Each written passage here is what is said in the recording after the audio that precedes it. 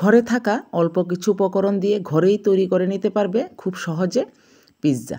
নমস্কার বন্ধুরা, ত্রিপুরা রান্না চ্যানেলে তোমাদের সবাইকে জানাই অনেক অনেক স্বাগত।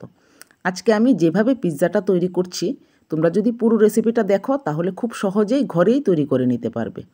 তাহলে বন্ধুরা, এই রেসিপিটার শুরুতেই একটি লাইক দিয়ে একদম শেষ পর্যন্ত দেখতে থাকো। এই পিৎজাটার জন্য আমি এখানে অল্প কিছু আটা নিয়েছি। আমি একটি পিৎজা তৈরি করব, সেই পরিমাণে আমি আটাটা নিয়েছি। দিয়ে দিলাম স্বাদ অনুযায়ী লবণ, একটুখানি চিনি, আর চায়ের চামচ 1 চামচের মতো বেকিং পাউডার, আর এখন দিয়ে দিচ্ছি 4 চামচে 4 চামচ টক দই। এই গরমে এই টক দইটা আমাদের সবার ঘরেই থাকে। আজকের এই পিৎজাটা আমি ইস্ট আর চিজ ছাড়া তৈরি করছি। খুব সহজেই তোমরা বানিয়ে নিতে পারবে। টক দইটা দিয়ে সব উপকরণ আমি আটার সঙ্গে এইভাবে মিশিয়ে নিচ্ছি। তোমরা পুরো রেসিপিটা দেখো, তাহলে দেখবে এই পিৎজাটা ঘরে তৈরি করতে তোমাদের কোনো অসুবিধা হবে না। এখন আমি অল্প অল্প জল দিয়ে আটাটা মেখে নিচ্ছি। একটু নরম করেই মাখতে হবে। আর তোমাদের ঘরে যদি বেকিং পাউডারটা না থাকে, তাহলে 10 টাকা দামের যে ইনুর প্যাকেট কিনতে পাওয়া যায়, ওইটা এনে চায়ের চামচে 1 চামচ দিয়ে দিলেই কিন্তু বেকিং পাউডারের কাজ করবে। এইরকম নরম করে কিন্তু আটা মাখাটা তৈরি করতে হবে। আমরা নর্মালি রুটির জন্য যে আটাটা মাখি ওইটা একটু শক্ত হয়, আর পিৎজার জন্য যদি আমরা আটাটা মাখি তাহলে এরকম নরম করেই মাখতে হবে। তাহলে পিৎজাটা খুব সুন্দর তৈরি হবে। দেখো মেখে নিয়েছি। এখন আমি হাতে একটু তেল লাগিয়ে নেব। এই তেলটা আটা মাখাটার উপর আমি এভাবে মেখে দিচ্ছি। মেখে আমি প্রায় 10 মিনিটের মতো ঢাকনা দিয়ে রাখবো। এই পিৎজাটা আমি আটা দিয়ে তৈরি করছি। তোমরা চাইলে ময়দা দিয়েও তৈরি করতে পারবে। আমার হাতের কাছে এখন ময়দাটা নেই, তাই আমি আটা দিয়ে তৈরি করলাম। তোমরা হয়তো ভাবছো আটার গন্ধ করবে, একদমই গন্ধ করে না আটার। খেতে কিন্তু খুবই টেস্টি হয়। দেখো আমি ঢাকনাটা এখন তুলে নিয়েছি। প্রায় 10 মিনিটের মতো আমি ঢাকনা দিয়ে রেখেছিলাম। আর এই মাখাটা দেখো আগের চাইতে একটুখানি ফুলে গেছে। আর এই যে দেখো একটু জালিদার তৈরি হয়েছে। এই টক দইটা আর বেকিং পাউডারটা দেওয়ার জন্য কিন্তু আটা মাখাটা একটু জালিদার হয়েছে। এই যে দেখো। আর এইভাবে মাখলে না পিৎজাটা খুব সুন্দর হয়। তোমরা এইভাবে আটাটা মেখে নেবে। একটু নরম করে মাখবে। আর আমি যা যা উপকরণ দিয়েছি সবগুলোই কিন্তু দিতে হবে, না হলে পিৎজাটা সুন্দর তৈরি হবে না। এখন আমি একটি বাটিতে তেল ব্রাশ করে নিয়েছি। সাদা তেল ব্রাশ করে নিয়েছি। সরষের তেল হলে তেলের গন্ধ করবে। তেল ব্রাশ করে এই আটা মাখাটা আমি ডাইরেক্ট এই বাটিটার উপর দিয়ে দিচ্ছি।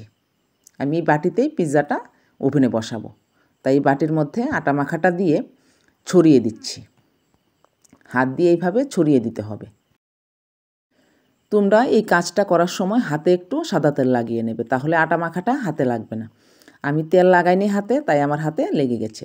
আর সাইড দিয়ে দেখো আমি এইরকমভাবে একটু উঁচু করে নিয়েছি। আমি যে যে উপকরণগুলি মাঝখানে দেব, তাহলে ওইগুলি সাইডে দিয়ে চলে যাবে না। এখন আমি একটু সাদা তেল দিয়ে পুরো পিৎজাটার উপর ব্রাশ করে নিচ্ছি। এই পিৎজাটা কিন্তু যে কেউ ঘরে তৈরি করে নিতে পারবে। আমি এখানে আটা দিয়ে তৈরি করলাম। তোমাদের ঘরে ময়দা না থাকলে আটা দিয়েও তৈরি করতে পারবে। আর টক দই আমি দিয়েছি। টক দই না থাকলে একটুখানি গরুর দুধের মধ্যে, জাল করা দুধের মধ্যে লেবুর রস দিয়ে ওইটা দিয়ে দিতে পারবে। এখন তেল ব্রাশ করে এই কাঁটা চামচটা দিয়ে পুরো পিৎজাটার উপর আমি এইভাবে একটু ফুটো করে নিচ্ছি। তাহলে পিৎজাটা ফুলে উপরের দিকে উঠবে না। পুরো পিৎজাটার গায়ে কিন্তু এইভাবে একটু ফুটো ফুটো করে দিতে হবে। এখন আমি দিয়ে দিচ্ছি টমেটোর সস।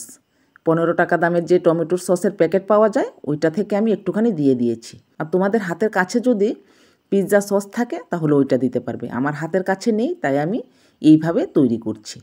টমেটো সসটা দিয়ে এই ব্রাশটা দিয়ে পুরো পিৎজাটার গায়ে আমি এইভাবে লাগিয়ে নিয়েছি। এখন আমি একটু সয়া সস দিয়ে দিচ্ছি। 3-4 ফোঁটা দিলেই হবে। আবার ব্রাশটা দিয়ে এই সয়া সসটাকে আমি পুরো পিৎজার গায়ে আবার এইভাবে ব্রাশ করে নিলাম।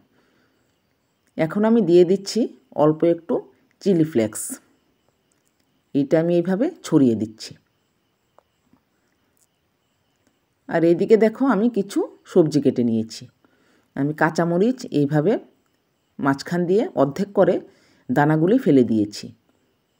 ক্যাপসিকাম ঘরে নেই, তাই আমি এই কাঁচামরিচগুলি দিয়ে পিৎজাটা তৈরি করছি।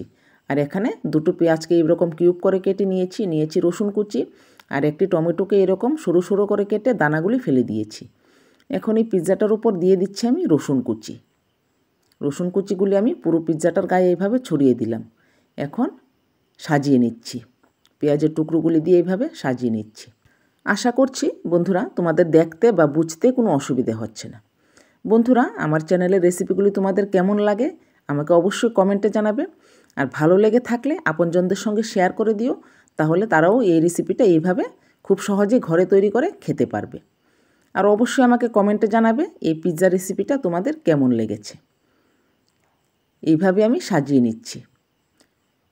লাল, সবুজ, দেখতে খুব সুন্দর লাগছে। তোমাদের ঘরে ক্যাপসিকাম থাকলে এই মরিচের বদলে ক্যাপসিকাম দিতে পারবে। খুব সুন্দর করে আমি এইভাবে সাজিয়ে নিলাম। সাজাতে বেশিক্ষণ সময় লাগে না, তোমাদের মানে যেরকম ইচ্ছা হয় সেরকমভাবে সাজিয়ে নিতে পারবে। আর টমেটো আর কাঁচামরিচের দানাগুলি অবশ্যই ফেলে দেবে। কাঁচামরিচের দানাগুলি না ফেললে অনেকটা ঝাল হয়ে যাবে। সাজিয়ে নিয়েছি। আর এদিকে আমি গ্যাসের চুলা আগে থেকে একটি কড়াই বসিয়ে ঢাকনা দিয়ে হিট করে নিয়েছি। এখন কড়াটার ঢাকনাটা তুলে আমি এই স্ট্যান্ডটা বসিয়ে পিৎজার বাটিটা বসিয়ে দিয়েছি। বসিয়ে এই ঢাকনাটা দিয়ে দেখলাম চাপে ঢাকনা হচ্ছে না, তাই আমি একটি থালা দিয়ে চাপে ঢাকনা দিয়ে গ্যাসের আঁচটা মাঝারি আঁচে রেখেছি। গ্যাসের আঁচটা মাঝারিতে রেখে 10 মিনিট এভাবে হিট দিলে কিন্তু পিৎজাটা পুরোপুরি রেডি হয়ে যাবে। 10 মিনিট পর আমি ঢাকনাটা তুলে তোমাদেরকে দেখাচ্ছি। দেখো পিৎজাটা কিন্তু আগের চাইতে অনেকটা ফুলে গেছে। এখন আমি একটি কাঁটা চামচ দিয়ে ফুটো করে দেখে নিচ্ছি মানে পিৎজাটা কাঁচা আছে কিনা। দেখো চামচের গায়ে কিচ্ছু লাগেনি, পিৎজাটা পুরোপুরি রেডি হয়ে গেছে, কিচ্ছু লাগছে না, তার মানে পিৎজাটা একদম তৈরি। এই পর্যায়ে আমি গ্যাসটা কিন্তু অফ করে দিয়েছিলাম। অফ করে আস্তে করে এই কড়াই থেকে আমি বাটিটা নামিয়ে নিয়েছি। দেখো দেখতে খুব সুন্দর লাগছে, দেখতে যেমন খেতে খুবই সুস্বাদু। তোমরা অবশ্যই এভাবে বাড়িতে তৈরি করে খেয়ে দেখবে খুবই টেস্টি হয়। অনেক সময় সন্ধ্যাবেলা আমাদের মুখরোচক কিছু খেতে ইচ্ছে করে, তো এরকম ঘরে থাকা কিছু উপকরণ দিয়ে যদি খুব সহজেই টেস্টি রেসিপি তৈরি করা যায় তাহলে তার দোকান থেকে কিনে আনতে হবে না। এইভাবেই তৈরি করে তোমরা খেতে পারবে। একটু ঠান্ডা হওয়ার পর আমি পিৎজাটাকে এইভাবে বাটি থেকে একটি থালায় তুলে নিচ্ছি। খুবই নরম, একটু আস্তে করেই বাটি থেকে তুলে নেবে। এই পিৎজার নিচের দিকের অংশটা দেখো একটুও বাটিতে লাগেনি আর পুরোও যায়নি, খুব সুন্দরভাবেই তৈরি হয়েছে। এখন আমি একটি ছুরি দিয়ে কেটে নিচ্ছি। তোমাদের ঘরে যদি পিৎজা কাটার থাকে তাহলে ওইটা দিয়ে কাটতে পারবে। আমার ঘরে নেই তাই আমি ছুরি দিয়ে কাটছি। আর ছুরিও যদি না থাকে তাহলে চামচের নিচের অংশটা দিয়েও কিন্তু কেটে নিতে পারবে। খুবই নরম পিৎজাটা, আস্তে আস্তে করে এইভাবে চাপ দিলেই কিন্তু অর্ধেক হয়ে যাবে। আর সমস্ত সবজি কিন্তু সিদ্ধ হয়ে গেছে। দেখো টমেটো কিন্তু সিদ্ধ হয়ে টমেটোর খোসাটাও ছাড়িয়ে গেছে। তো দেখলে তো বন্ধুরা, খুব সহজেই কিন্তু ইস্ট আর চিজ ছাড়া এত সুস্বাদু পিৎজাটা তৈরি করে নিলাম। তোমরা অবশ্যই বাড়িতে তৈরি করবে আর খেয়ে দেখবে, দোকান থেকে আর পিৎজা কিনে আনতে হবে না। এইভাবে কিন্তু আমরা প্রায়ই পিৎজা তৈরি করে খাই। তো আজকে ভাবলাম এই পিৎজাটা কিভাবে তৈরি করি আমি তোমাদের সঙ্গে একটু শেয়ার করি, তাহলে সবাই মানে আমার বন্ধুরা সবাই এইভাবে খুব সহজেই একদমই সস্তায় এই পিৎজাটা ঘরে তৈরি করতে পারবে। আর পিৎজাটা খুবই নরম হয়, দেখলেই তো তোমরা। আর পিৎজার নিচের অংশটাও কিন্তু বাটিতেও লাগেনি, পুড়েও যায়নি। তো এইভাবে অবশ্যই তৈরি করবে। আবার নেক্সট দিন নতুন আরেকটি রেসিপিতে তোমাদের সঙ্গে দেখা হচ্ছে।